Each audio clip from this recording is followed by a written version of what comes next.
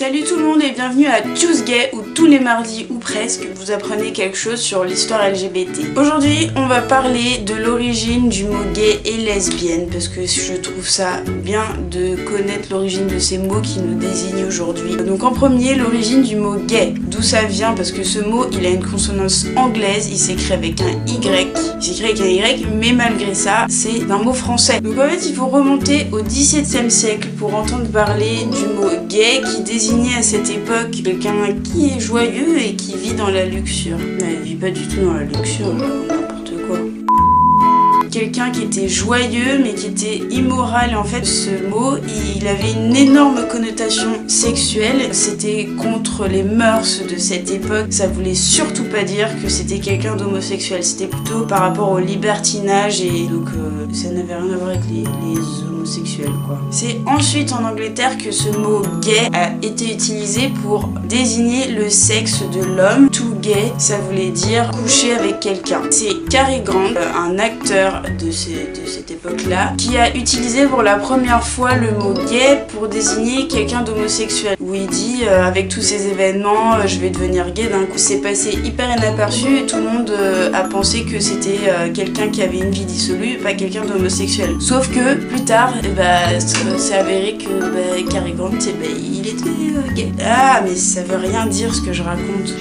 En 1950, être gay, ça peut être aussi bien pour un homme que pour une femme. Et ça veut toujours pas dire que ces personnes sont homosexuelles. Si un homme est gay, il a beaucoup de maîtresses. Et si la femme est gay, elle a beaucoup d'amants. Donc on revient à un truc autour du libertinage et de la joie de vivre dans une certaine luxure. Mais de nos jours, le mot gay, il a une toute autre signification et ça n'a rien à voir avec le libertinage, la joie de vivre et tout ce que vous voulez. On peut avoir de la joie de vivre, mais ça veut pas désigner spécifiquement cette chose-là. Et en fait, ça vient d'une émission américaine qui s'appelait Good As You, qui a été le premier magazine télé pour les gays et les lesbiennes, qui s'appelait Good As You. Et donc en fait, toutes les...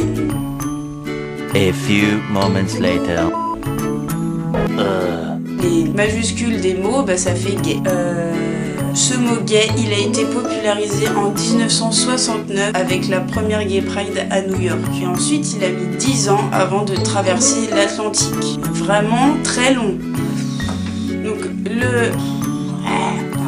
l'origine du mot lesbienne, il vient de très très loin et en fait, il vient de Sappho qui était une poétesse grecque et qui vivait en l'an 600 avant Jésus-Christ, donc il y a grave un bail. C'était la lesbienne la plus connue de tous les temps parce que c'était l'habitante de l'île de Lesbos. Donc les habitants de Lesbos, c'était des lesbiennes. Le terme lesbienne, il a été utilisé qu'au 19e siècle parce que avant, on n'appelait pas les femmes homosexuelles parce que c'était carrément contre nature, donc ça valait pas du tout la peine d'utiliser un mot dans le dictionnaire et que ça prenne de la place. Ça servait à rien, on les appelait juste pas en fait. L'histoire dit que elle était vraiment lesbienne. Warning, lesbian!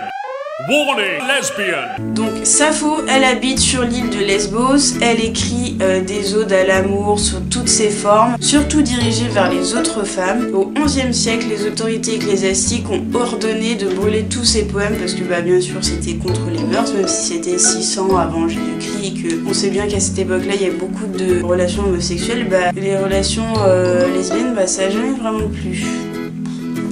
Il reste un seul poème encore vivant qui s'appelle Ode à une femme aimée, vraiment très dirigée lesbienne. Même si elle est juste habitante de Lesbos, il faut vraiment être con pour dire bref, hein. Voilà. La chose hyper étonnante, c'est que Sappho, c'était la seule lesbienne notoire de l'histoire et pour rencontrer la prochaine lesbienne, il faut avancer 2000 ans dans le temps et donc ce laps de temps énorme nous amène au XVIIe siècle avec la reine Christine de Suède, lesbienne importante de l'histoire. En fait, à cette époque-là, être lesbienne, homosexuelle, c'était plutôt cool, c'était même encouragé, mais ces relations, elles étaient appelées des amitiés romantiques, mais faut arrêter de nous prendre pour des cons parce que on n'est pas cons quoi, on sait. Et c'est au 19e siècle où il a fallu trouver un terme médical pour nommer cette maladie mentale que tant de personnes avaient et ils ont appelé ça le lesbianisme. Et ce mot lesbianisme, c'est un synonyme du saphisme qui vient de Sappho.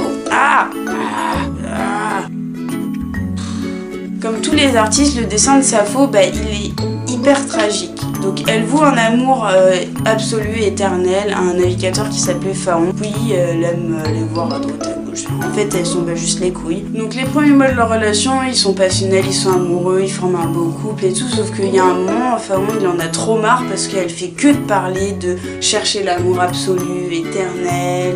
Et elle est tout le temps en train de parler de ça et lui, il en a trop marre. Et il veut juste être avec elle, juste être un couple en fait. Alors donc un jour, il prend ses valises et il se casse sur son bateau. Donc là, Sappho, bah, elle est inconsolable, elle est triste, alors elle a carrément envie de mourir en fait. Mais dans un moment de désespoir, elle se rappelle, elle se dit putain, je me rappelle de cette légende. Et cette légende, c'est la légende du rocher de Leucade. C'est une falaise du haut de laquelle les amoureux éconduits sautaient pour guérir de leur chagrin d'amour. Le seul problème, c'est que de mémoire d'homme, eh ben, personne n'a jamais survécu à cette chute.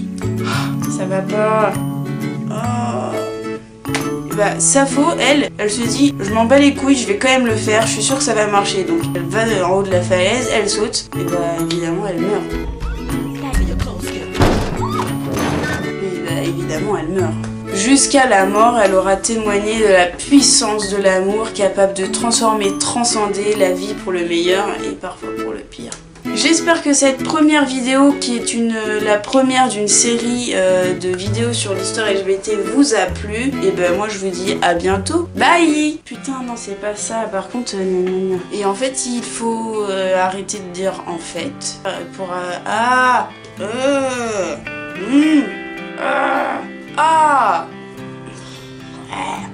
Tout ce que...